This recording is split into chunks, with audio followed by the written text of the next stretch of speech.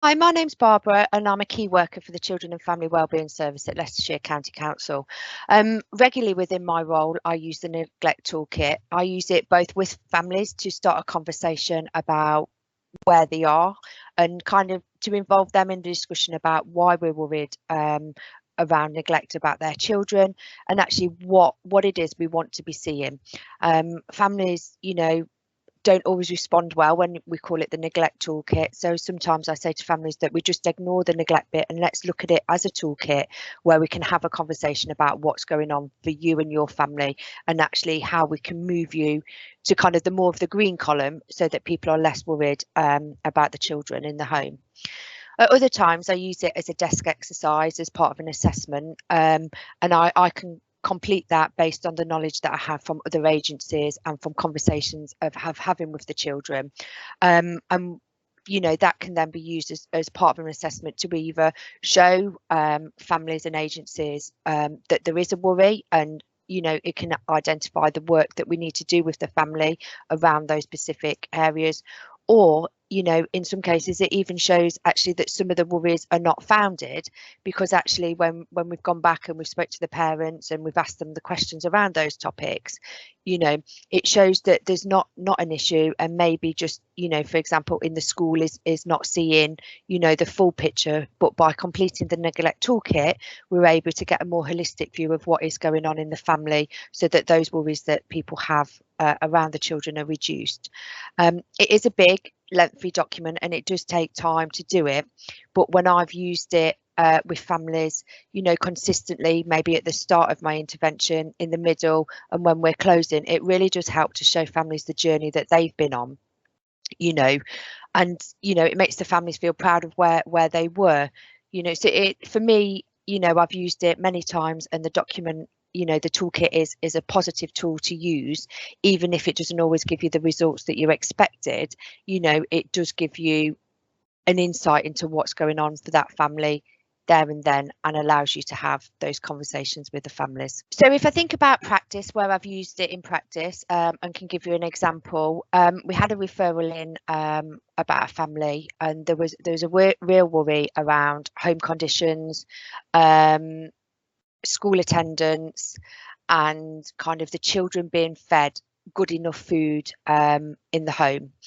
School was seeing that children weren't particularly eating well at school, and they thought that kind of the child was losing weight, and that mum kind of presented as being a bit all over the place. When I sat down with mum with the neglect toolkit, I went out and I explained that we were there, just to see actually what's going on.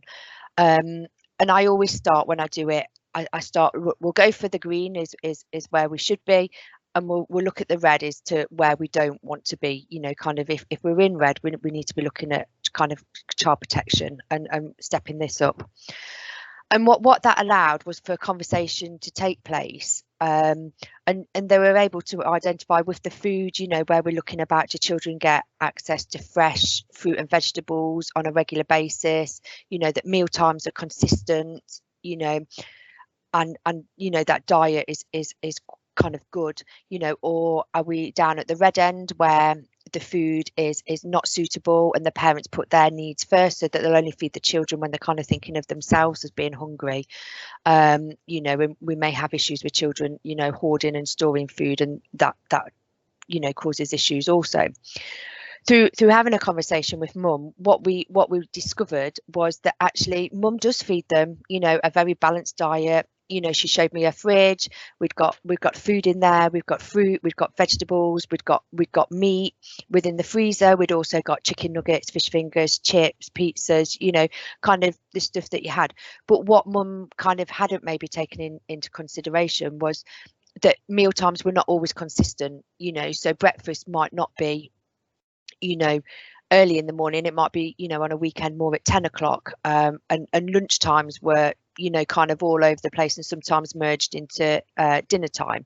So through having that conversation, we were able to highlight actually the quality of food they were getting was really positive, but actually that consistency of when meal times wasn't. So we were able to put a bit of a plan in there with a family to improve that you know, consistency around meal times, that breakfast was between these hours and lunch at that one, and an evening meal at that one, you know, and that then really helped the children to know that they would get fed, you know, and it to be consistent, you know, but actually what they were feeding. So that opened that conversation. It reduced the school's worries, you know, about that issue. And you know, we were able to put a plan in place so that the family were able to move kind of more from the yellow section into the green section, you know, just by changing something. Equally with another family where we've used it, you know, we're looking at kind of supervision of preschool children, you know, about what's acceptable, what's not acceptable around bedtime, co-sleeping, bath time, and those. Again, I sat down with the family to do it, and you know, again explained what the red was, you know, kind of the child protection end of it, and where the green was, which is kind of the ideal of where we want to be. And again, we were able to negotiate, and by unpicking kind of some of the stuff that mum was doing, which was causing worry, you know, at nursery, we were able to kind of say, well, actually, to do this more safely, we could do X, Y, Z. You know, we had a plan in there to rearrange kind of the sleeping and the cot and the bedrooms around, so they were safer for the children.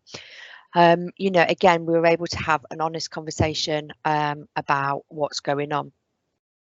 As other times, as a key worker, we complete quite an in-depth assessment, and we're often asked to complete a neglect toolkit just to, you know, to give a picture of what's going on. And again, just sitting at a desk, you know, reading through kind of previous case notes or the referrals, picking up what's worried, you know, completing that, and then going out to a family and explaining, you know, as part of the assessment, I've completed this. What do you think? You know, again, it's rather than sitting with a family and doing the neglect tool, it's kind of taking it back out to the family and saying, this is what I'm seeing through the referrals and the worries and through the conversations we've had. You know, where do you pick yourself on that? You know, and if I go back to the mum around the food, when we went on to review it, and I did the review as a desk exercise, so not necessarily going through each thing with her, she was really pleased that we'd be able to move things which were in yellow. I think she had the odd one in orange as well, but we were able to move it over to green.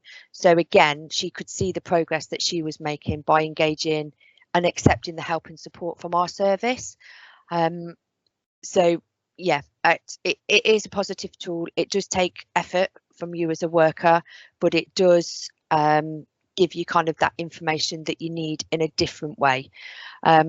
Equally, for another family, we've had them come in, and it's not, you know, the referral's been quite negative, and it's been, you know, does it need to sit with us, or do we need to, you know, consider speaking to social care about it?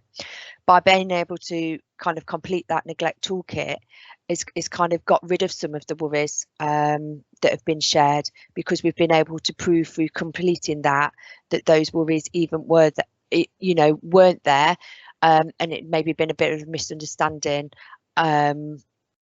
you know, or that the things that have been in progress as progress has been addressed by the family. So maybe those worries have been reduced, you know, by using that.